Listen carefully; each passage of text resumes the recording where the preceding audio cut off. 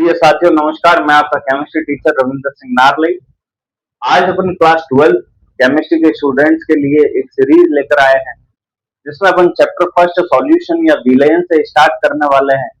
जो भी students class 12 के विद्यार्थी है, चाहे वो सीबीएसई बोर्ड से हो चाहे आरबीएसई बोर्ड के लिए हो, तो उनके लिए अपन ये स्पेसिफिक सीरीज लेकर आए हैं। जिन भी विद्यार्थियों ने, मेरे प्रिय साथियों ने चैनल को सब्सक्राइब नहीं किया है वो चैनल को सब्सक्राइब कर ले और चैनल के साथ जुड़े रहे, सारे वीडियोस पे अपना प्यार बनाए रखे, अपना साथ बनाए रखे। तो आइए अपन वीडियोस को स्टार्ट करते हैं और इस वीडियो को अपने सभी साथियों तक शेयर कर दीजिए ताकि इस वीडियो का बेनिफिट सभी आपके साथियों को भी मिल सके। तो आइए अपन स्टार्ट करते हैं वीडियो को। अपने चैप्टर का नाम है विलयन या फिर सॉल्यूशन। सबसे पहली बात आती है बेटा कि विलयन या फिर सॉल्यूशन कहते किसे हैं। तो विलयन या सॉल्यूशन क्या होते हैं? तो जितने भी मेरे पास में समांगी मिश्रण हो, जितने भी मेरे पास में क्या होंगे, समांगी मिश्रण, या फिर जिसे अपन क्या बोलते हैं, होमोजीनस मिक्सचर। अपन बेटा English medium, Hindi medium, binary language में चलेंगे, बाइलिंगुअल में, ताकि दोनों को प्रॉब्लम नहीं आए और आसानी से समझ आ सके। अगर कोई वर्ड वगैरह आपको समझ नहीं आता है तो कमेंट सेक्शन में आप बताइएगा, उसका सॉल्यूशन आपको दे देंगे। तो विलयन क्या होते हैं? जितने भी समांगी मिश्रण या होमोजीनस मिक्सचर होते हैं उन सभी को अपन क्या बोलते हैं, विलयन बोलते हैं। अब बात आई है कि भैया होमोजीनस मिक्सचर या समांगी मिश्रण क्या होते हैं। तो ऐसा कोई भी अपने पास में मिश्रण, ऐसा अपने पास में कोई भी मिश्रण या मिक्सचर जिसमें घटकों की मात्रा, घटक क्या होते हैं बेटा? तो घटक को इंग्लिश में बोलते हैं कंपोजिशन। घटकों की मात्रा संपूर्ण मिश्रण में समान रूप से वितरित होती, वितरित यानी डिस्ट्रीब्यूशन होती। अब सबसे पहली चीज बेटा, यहाँ पे बच्चों को बहुत बार डाउट होता है कि ये घटक क्या है, कंपोजिशन क्या है, क्योंकि कुछ कुछ वर्ड समझना भी बहुत ज्यादा जरूरी है। अगर बात करें घटक की या कंपोजिशन की, तो घटक या कंपोजिशन क्या होता है? तो जिससे भी मिश्रण या मिक्सचर जो है, जिससे फॉर्मेशन होता है, जिन जिन चीजों से मिश्रण का निर्माण होता है, उन सभी को अपन क्या कहते हैं, घटक कहते हैं या कंपोजिशन कहते हैं। एग्जाम्पल के लिए आपके सामने एक एग्जाम्पल बना देते हैं कि अगर मैं चाहूं, जैसे मेरे पास में 100 ml वाटर है, 100 ml पानी है, उसके अंदर मैं 5 ग्राम नमक को घोल करके, 5 ग्राम सॉल्ट को डिसॉल्व करके एक सॉल्यूशन बनाना चाहता हूँ, एक मिक्सचर बनाना चाहता हूँ।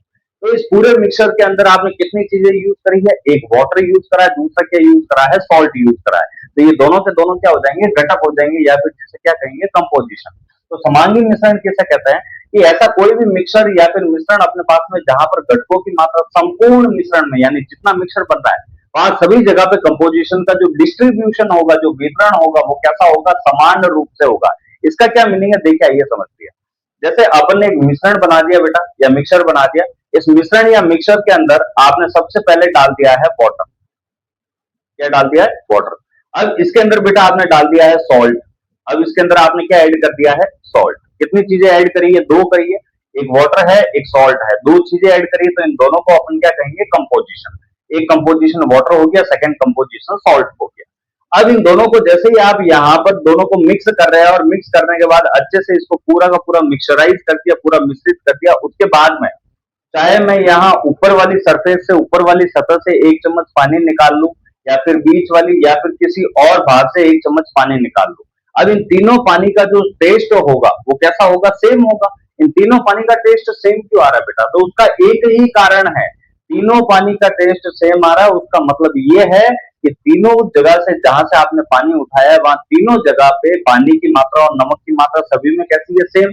यानी संपूर्ण मिश्रण में, टोटल मिक्सचर के अंदर जो कंपोजिशन है, उसका डिस्ट्रीब्यूशन या उसका वितरण कैसा हुआ है? समान। और ऐसा मिश्रण अपने पास कभी भी आता है तो उसको अपन क्या बोलते हैं? समांगी मिश्रण, या फिर क्या बोलते हैं? Homogeneous mixture.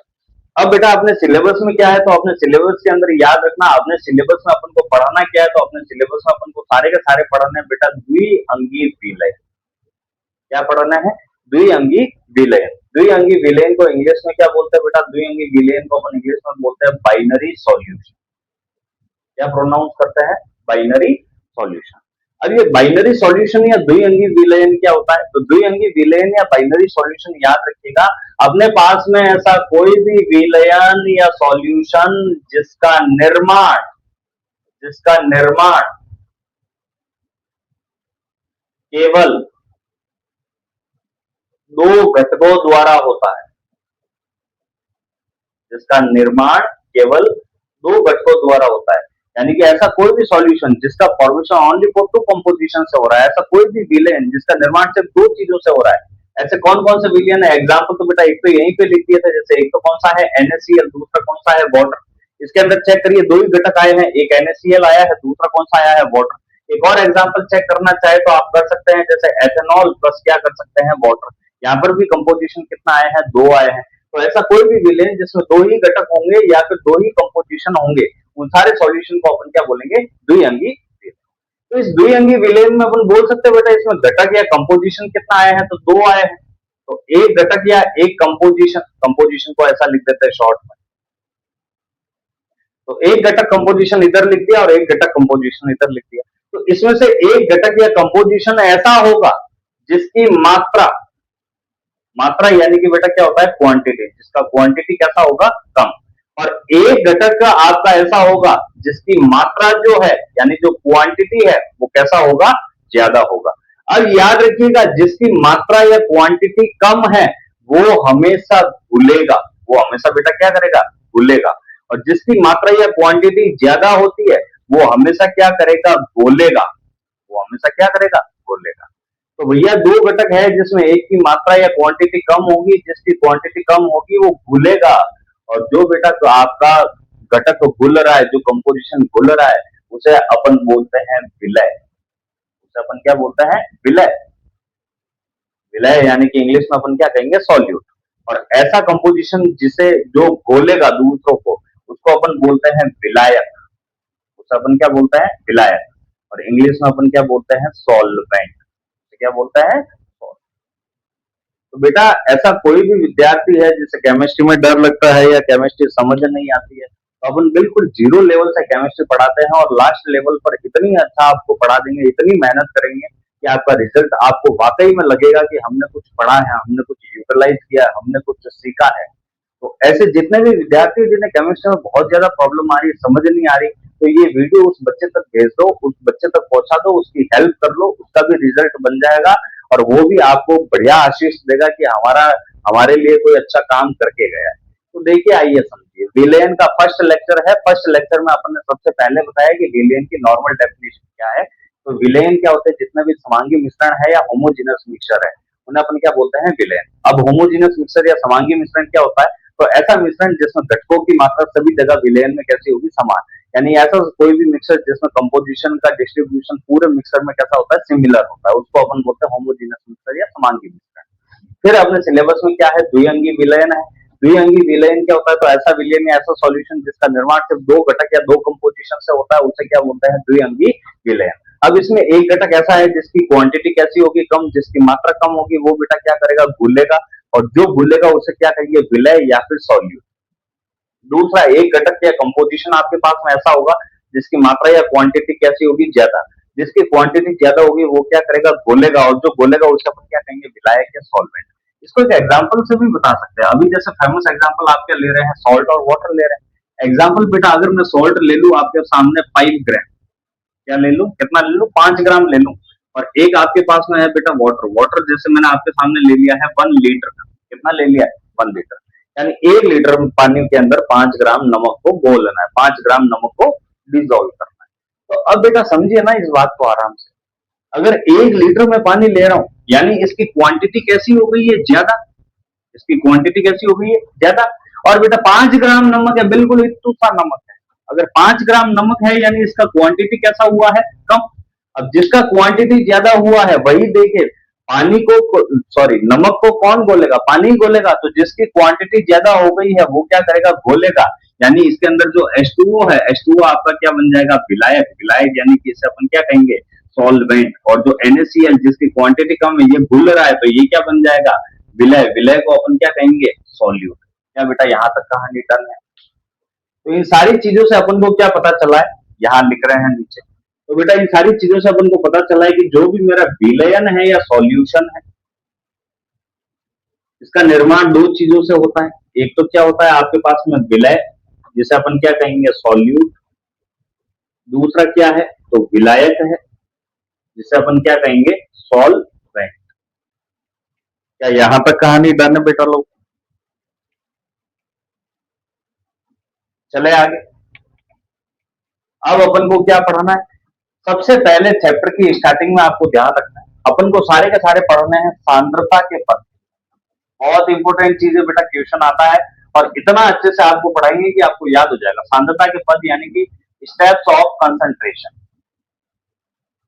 Steps of concentration. Numerical, सब बच्चे कहते हैं न्यूमेरिकल से डर लगता है, न्यूमेरिकल इतना इजी आपको बताएंगे, आपको मजा आएगा वाकई में चैप्टर। स्टेप्स ऑफ कंसंट्रेशन में बेटा आपको क्या क्या पढ़ाना है? एक तो पढ़ाना है आपको मोलरता,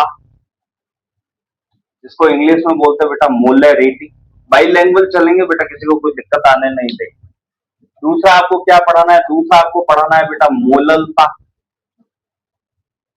जिसको इंग्लिश में बोलते हैं मोलेलिटी। क्या बोलते हैं बेटा?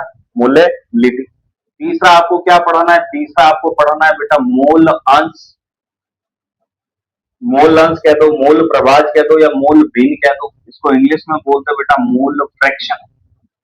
यहीं से न्यूमेरिकल आएगा और बहुत आसान चीजें आपके सामने लेके आएंगी बेटा। फोर्थ है द्रव्यमान प्रतिशत, द्रव्यमान प्रतिशत, जिसको इंग्लिश में बोलते हैं मास परसेंटेज। पांचवा आएगा आयतन प्रतिशत, आयतन प्रतिशत, जिसको इंग्लिश में बोलते हैं वॉल्यूम परसेंटेज।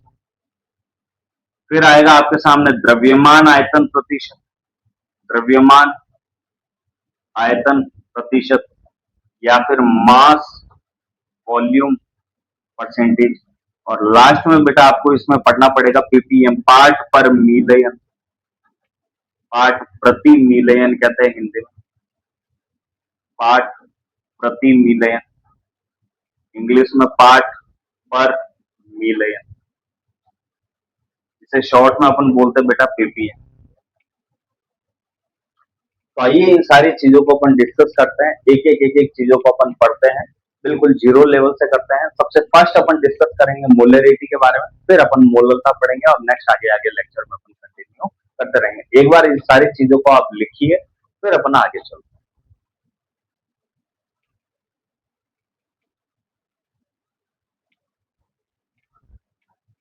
आशा करते हैं आपने लिख लिया होगा बेटा, चलते हैं आगे।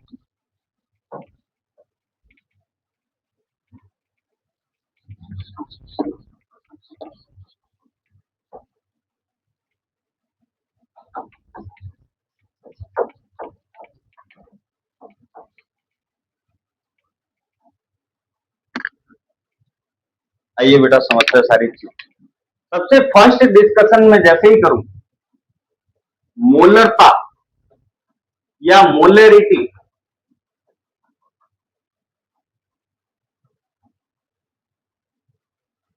मोलरता या फिर बेटा क्या करेंगे मोलरिटी। मोलरता या मोलरिटी क्या होता है? सबसे पहले अपन फॉर्मूला लिखेंगे और फॉर्मूला के बाद में बेटा इसका डेफिनेशन आपको बना के बताएंगे, फिर अपन आगे चलेंगे। छोटी छोटी चीजें जहां आपको नहीं आएंगी वो भी सिखाने का ट्राई करेंगे, फिर भी कोई दिक्कत आती है आप कमेंट सेक्शन में जरूर बताइएगा। मोलरता, मोलरता या मोलरिटी जो है इसको बेटा कैपिटल एम से रिप्रेजेंट करते हैं। किससे रिप्रेजेंट करते हैं? कैपिटल एम से। इसको प्रदर्शित किससे करेंगे? कैपिटल एम से। तो भैया कैपिटल एम लिख दिया, यानी कि मैंने क्या लिख दिया है? मोलरता या मोलरिटी। मोलरता का फॉर्मूला क्या होता है? मोलरता का फॉर्मूला होता है बेटा विलय के मूल, विलय के मूल बटा विलयन का आयतन, विलयन का आयतन। विलयन का आयतन बेटा किस में लेना है? लीटर में लेना है। इंग्लिश में लिखेंगे तो वॉल्यूम ऑफ सॉल्यूशन, ऊपर क्या आ जाएगा? Moles of solute. ये फॉर्मूला किसका है बेटा? तो ये फॉर्मूला किसका है? मोलरिटी का, कि विलय के मोल बटा विलयन का आयतन। अब ये क्या है चीजें, इसका डेफिनेशन कैसे बनाएंगे? तो डेफिनेशन देखिए, 1 लीटर, लीटर लिखा है बेटा, इसको मैं कितना मान सकता हूं? 1 लीटर। आराम से सुनिएगा डेफिनेशन कैसे है। 1 लीटर विलयन में घुले हुए विलय के मोलों की संख्या को क्या कहते हैं? मोलरता। आराम से सुनिए, 1 लीटर विलयन में घुले हुए विलय के मोलों की संख्या को क्या कहते हैं? मोलरता। इंग्लिश में क्या लिखेंगे कि 1 लीटर सॉल्यूशन के अंदर जो भी मोल से डिसॉल्व है सॉल्यूट के, उसी को अपन क्या प्रोनाउंस करते हैं? मोलरता। तो बेटा जल्दी से डेफिनेशन को लिख देते हैं। 1 लीटर विलयन में घुले हुए विलय के मोलों की संख्या को मोलरता कहते हैं।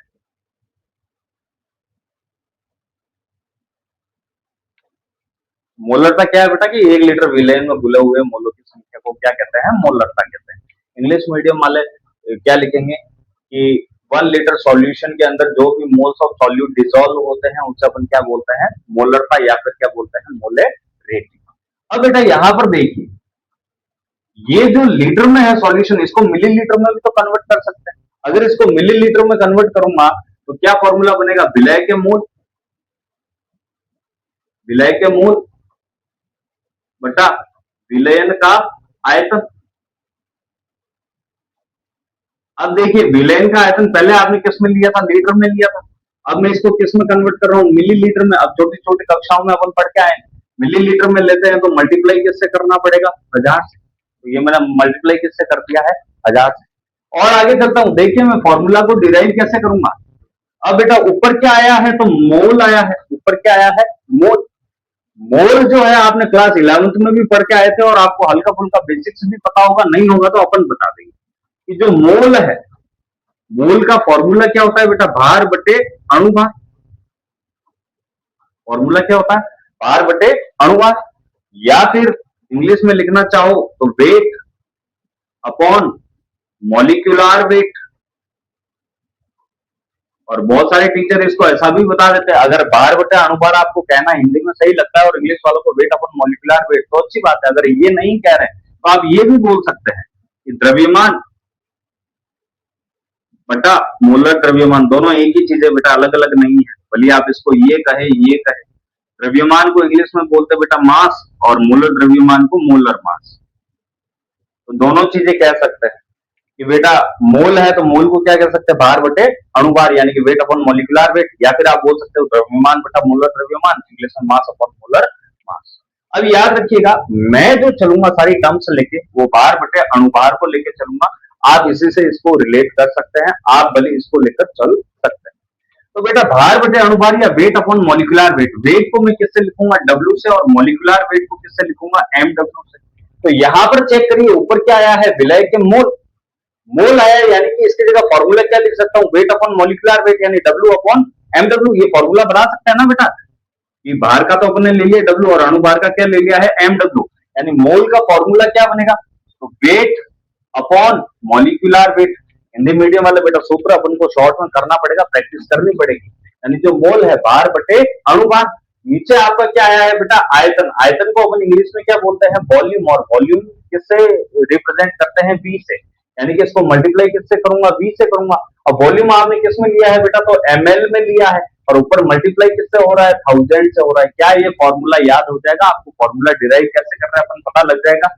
अब बेटा इस फॉर्मूले में आपको याद क्या क्या रखना है? तो याद क्या क्या रखना है, देखो आ जाओ। ये डब्ल्यू का मीनिंग क्या है? तो डब्ल्यू का मीनिंग क्या है बेटा? भार है। और ये भार आप किसका ले रहे हो? तो विलय का ले रहे हो। तो यहाँ पे डब्ल्यू का भार, यानी कि जो आप डब्ल्यू ले रहे हो वो हमेशा किसका लोगे? विलय का लोगे।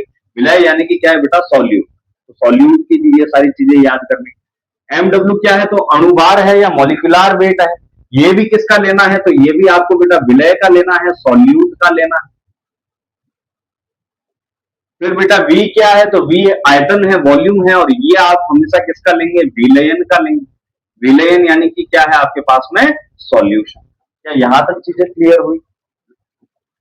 इसी फॉर्मूले को बेटा ऐसा भी तो कर सकते हैं, यहां पे बना रहे हैं। ऊपर तो आपका भार बटा अणुभार, यानी कि आपने मोल लिखे हैं, ठीक है, वेट अपॉन मॉलिक्यूलर वेट। नीचे ये मैं आयतन ले रहा हूं। अब आयतन बेटा अगर मैं लीटर में लूंगा तो क्या ऊपर 1000 से मल्टीप्लाई होगा? होगा क्या? जरा सोचिए, नहीं होगा ना। तो इसका फॉर्मूला क्या बन जाएगा? जब अपना वॉल्यूम यानी कि आयतन किस में आएगा? लीटर में, तो ऊपर 1000 से मल्टीप्लाई करने की जरूरत नहीं है। फिर आपको और बता देते हैं, यहाँ पे जो आपने भार लिखा है बेटा, ये भार हमेशा ट्यूशन के अंदर आपको किसमें दिया हुआ होगा? ग्राम में। अपन वेट किसमें कैलकुलेट करते हैं? ग्राम में करते हैं। दूसरी बात बेटा, यहाँ पर अगर कोई विद्यार्थी कहता है कि साहब हमें तो अणु भार कैलकुलेट करना नहीं आता है, हमसे तो मॉलिक्यूलर वेट कैलकुलेट नहीं होता है, तो उनके लिए एक छोटा सा ट्रिक बता देते हैं, छोटा सा पैटर्न बता देते हैं कि बेटा अणुभार या मॉलिक्यूलर वेट क्या होता है। तो अणुभार या मॉलिक्यूलर वेट आप याद रख सकते हैं, जैसे हाइड्रोजन जो है, हाइड्रोजन का ऑलवेज कितना होगा? हाइड्रोजन का ऑलवेज कितना होगा? 1। नाइट्रोजन का बेटा ऑलवेज कितना होगा? 40। क्लोरीन जो है, क्लोरीन का कितना होगा? तो 35.5। क्लोरीन का कितना होगा? 35.5। फिर बेटा अगर किसी का सम परमाणु क्रमांक है, सम परमाणु क्रमांक यानी कि इवन एटॉमिक नंबर है, तो उसको डबल कर दीजिए। और अगर किसी का विषम परमाणु क्रमांक है यानी कि ऑड एटॉमिक नंबर है, तो उसको आप डबल करके एक जोड़ दीजिए। इसमें आपका लगभग काम हो जाएगा, लगभग आपके क्वेश्चंस बन जाएंगे। तो इसको आप ट्राई करते रहिए, सीखते रहिए, समझते रहिए। ठीक है, थोड़ा सा आगे और चलते हैं। अगर बात करें यूनिट की, इसकी बात करें यूनिट की, या फिर क्या बोल देते हैं? इकाई। यूनिट या इकाई क्या होती है? तो यूनिट या इकाई में चेक करें, यूनिट को जैसे ही अपन चेक करेंगे, ऊपर क्या आ रहा है? मोल। ऊपर तो अपन क्या लिख सकते हैं बेटा? मोल। मोल। नीचे में आपने क्या लिया है? वॉल्यूम या आयतन किस में लिया है? लीटर में। तो नीचे अपन क्या लिख सकते हैं? लीटर। अब बेटा इस लीटर को ऊपर लेके जाऊंगा तो क्या बनेगा? मोल लीटर इनवर्स में कन्वर्ट हो जाएगा। तो इसकी यूनिट क्या हो जाएगी? Mole litre inverse. ये पूरा का पूरा आपका क्या था? मोलरता था। एक बार वापस देखिए, फॉर्मूला क्या है? विलय के मोल अपॉन विलयन का आयतन, यानी moles of solute by volume of solution. अगर लीटर को मिलीलीटर में करूंगा तो मल्टीप्लाई किससे हो जाएगा? 1000 से। फिर बेटा क्या है? मोल। मोल का सूत्र क्या है? भार बटा अणुभार। तो यहाँ पर अपन ने भार बटा अणुभार लिखा, एमएल में है तो 1000 से ऐसा कैसा मल्टीप्लाई। अगर एमएल की जगह लीटर लिखूंगा तो ऊपर 1000 से मल्टीप्लाई नहीं होगा। चलो क्या आगे। फिर आपने क्या देखा बेटा? अणुभार निकालना नहीं आता, तो एक बार इससे आपका काम चल जाएगा, एक बार आपसे न्यूमेरिकल बन जाएगा। फिर यूनिट की बात करें तो ऊपर क्या आया है? मोल। नीचे क्या आया है बेटा? लीटर। तो अपन ने क्या लिख दिया? मोल बटे लीटर या मोल पर लीटर। और अगर लीटर को ऊपर लिख आएंगे तो इनवर्स में आ जाएगा। आइए एक न्यूमेरिकल ट्राई करते हैं, एक क्वेश्चन बनाने की ट्राई करते हैं कि एक क्वेश्चन अपन से होता है या नहीं होता है। अगर इसी मोलरिटी का इक्वेशन यहां पर करें,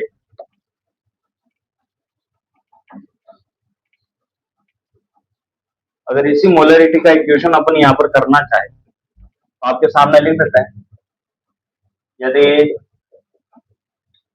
5 ग्राम NaOH को 250 ml विलयन में घोला गया तो मोलरता ज्ञात कीजिए। तो अपन को क्या ज्ञात करना है बेटा? मोलरता ज्ञात करना है, मोलरिटी ज्ञात करना है। ट्यूशन को पढ़िए आराम से, एक बार फॉर्मूला देखिए, फिर अपन आगे चलते हैं। बेटा जैसे ही चेक करें, यहां पर देखिए सबसे पहले क्या आया है क्वेश्चन? यदि 5 ग्राम NaOH, बेटा पीछे क्या दिया हुआ है? ग्राम। क्या आया है? ग्राम। ग्राम आया है, यानी कि मेरे पास दो ही ऑप्शन है, या तो मेरे पास में भार होगा या फिर क्या होगा? अणुभार। दोनों ग्राम में होगा। NaOH दिया यानी सोडियम हाइड्रोक्साइड दिया, को 250 ml। ml आया है यानी बेटा मेरे को क्या दिया है? ml में हमेशा क्या होता है? आयतन होता है, वॉल्यूम होता है। यहाँ पर चेक करिए, ml में हमेशा क्या होगा? वॉल्यूम होगा या आयतन होगा? तो वॉल्यूम या आयतन है। किसका दिया हुआ है? विलयन का दिया हुआ है। घोला गया यानी ये डिजोल्व हो रहा है, और जो बेटा घुलता है, जिससे थोड़ी देर पहले ही बताया था, वो क्या होता है? सॉल्यूट या विलय, यानी ये हो गया विलय या सॉल्यूट। तो इसकी मोलरता ज्ञात करनी है। तो गिवन क्या क्या है? दिया हुआ क्या क्या है? 5 ग्राम यानी कि भार है, और ये घुल रहा है यानी कि बेटा क्या है? विलय। तो अपन लिख सकते हैं, अपन को क्या दिया हुआ है? विलय का भार कितना है? 5 ग्राम। विलय का भार यानी कि वेट ऑफ सॉल्यूट। फिर फॉर्मूला भी दिया है, NaOH फॉर्मूला दिया, तो अणुभार भी निकाल सकते हैं। तो विलय का अणुभार साथ ही साथ लिखते चलेंगे बार यानी कि वेट डब्ल्यू, अणुभार यानी कि मॉलिक्यूलर वेट एमडब्ल्यू।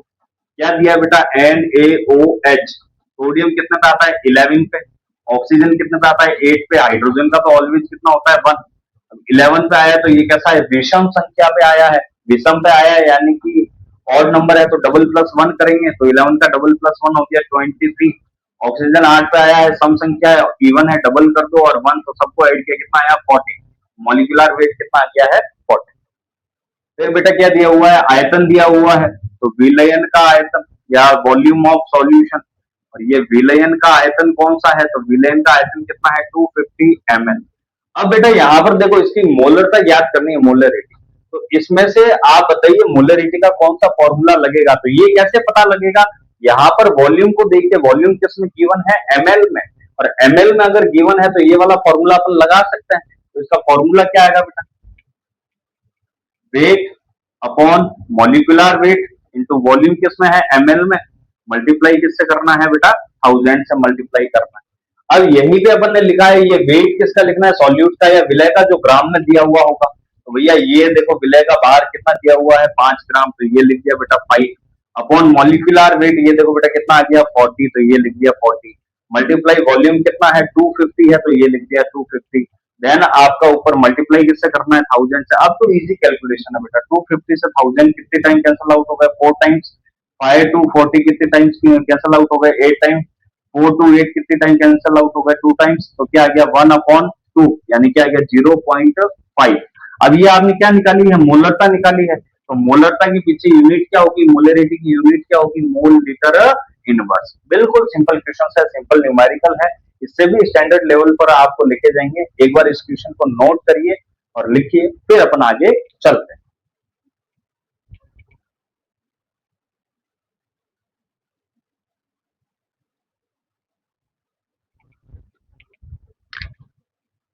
तो बेटा इसको याद रखना है ठीक है।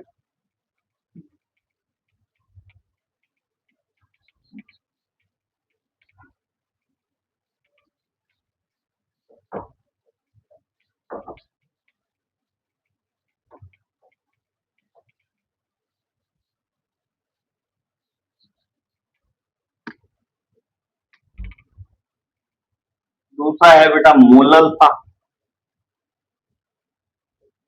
मोललता या फिर मोलेलिटी।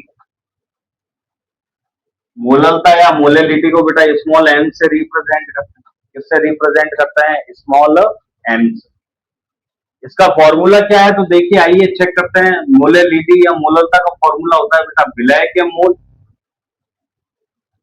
विलय के मोल बटा विलायक का भार, विलायक का भार, भार कह सकते हैं द्रव्यमान कह सकते हैं, वो चीज अपन पहले ही क्लियर कर चुके हैं।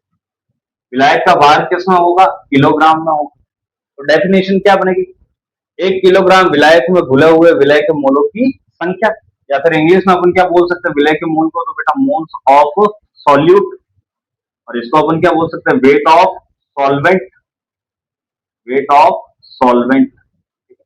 तो 1 किलोग्राम सॉल्वेंट के अंदर जो भी मोल्स ऑफ सॉल्यूट डिजोल्व है उसे क्या कहेंगे मोलेट। आइए परिभाषा लिख देते इसकी। 1 किलोग्राम विलायक में घुले हुए विलय के मोलों की संख्या, 1 किलोग्राम विलायक में घुले हुए विलय के मोलों की संख्या मोललता या मोलेलिटी कहलाती है। यहां तक हो गया। अब बेटा इसका फॉर्मूला कैसे बनाएंगे तो देखिए पहले विलय के मोल है तो ऊपर वाला तो मैंने लिख दिया बेटा ऐसा क्या था विलय के मोल, विलय के मोल बटे में क्या है विलायक का भार ऐसा का ऐसा लिख दिया विलायक का भार, भार किसमें है किलोग्राम में, तो इस किलोग्राम को अपन किसमें कन्वर्ट कर सकते हैं ग्राम में। अगर ग्राम में कन्वर्ट करूंगा तो बेटा मल्टीप्लाई किससे करना पड़ेगा 1000 से, मल्टीप्लाई किससे करेंगे 1000 से। तो अब इसका फॉर्मूला क्या बन सकता है बेटा, तो ऊपर चेक करिए क्या आया है मोल, और अपन को पता है कि जो भी मोल है मोल का फॉर्मूला क्या होता है बेटा भार बटे अणुभार, अब भार को अपन इंग्लिश में क्या लिख सकते हैं? वेट। अणुभार को क्या लिख सकते हैं? Molecular weight. तो बेटा इस मोल की जगह मैं क्या लिख सकता हूँ? W अपॉन mw, यही लिख सकता है। याद रखना है, ये वेट जो है, वेट यानी कि भार किसका लिखना है? विलय का लिखना है। और ये जो अणुभार है, ये अणुभार भी किसका लिखना है? विलय का। ठीक है, ये दोनों विलय यानी कि बेटा सॉल्यूट का। इसके आगे क्या है? विलायक का भार। वापस भार आया। भार को अपन इंग्लिश में क्या बोलते हैं? वेट। तो इस डब्ल्यू को बेटा मैं कैपिटल से लिख रहा हूं। किससे लिख रहा हूं? कैपिटल से। इस कैपिटल डब्ल्यू का मीनिंग क्या है? इस कैपिटल डब्ल्यू का मीनिंग है विलायक का भार। याद रखिएगा लाइफ, विलायक का भार। ये विलायक का भार बेटा आपने किस में लिखा है? ग्राम में लिखा है। तो मल्टीप्लाई किससे करेंगे? 1000 से करेंगे। ये फॉर्मूला आपके पास में किसका आ गया है? मोलेलिटी का। इसी फॉर्मूले में अगर बेटा इस डब्ल्यू को किलोग्राम में लिखेंगे तो क्या बनेगा फॉर्मूला? ये भार किसका है? विलय का है। ये अणुभार भी किसका है? विलय का है। अब ये डब्ल्यू किसका होगा? तो विलायक का होगा। ये किस में ले रहा हूं? किलोग्राम में। किलोग्राम में लेंगे तो ऊपर मल्टीप्लाई नहीं होगा। ये फॉर्मूला भी सही है, ये भी सही है। याद आपको ये रखना है कि विलायक का भार ग्राम में दे रहा है या किलोग्राम में दे रहा है। फिर बात आती है इसकी इकाई की या यूनिट की। इसकी इकाई या यूनिट क्या होगी? तो इसकी इकाई या यूनिट बेटा ऊपर में क्या आया है? मोल। तो ऊपर तो क्या होगा? मोल। नीचे क्या आ रहा है? किलोग्राम। तो नीचे क्या हो गया? किलोग्राम। अगर इसी किलोग्राम को थोड़ा सा ऊपर लेके जाएंगे तो क्या बनेगा बेटा? मोल किलोग्राम इनवर्स। तो मोल केजी इनवर्स। वीडियो काफी ज्यादा लंबा हो गया है, इसके न्यूमेरिकल आपको नेक्स्ट वीडियो में करवाते हैं। वीडियो को ऐसे ही प्यार बनाए रखिएगा, अपना सपोर्ट रखिएगा, वीडियो को अपने साथियों तक शेयर करिएगा और चैनल को सब्सक्राइब करना ना भूलिएगा। Thank you so much.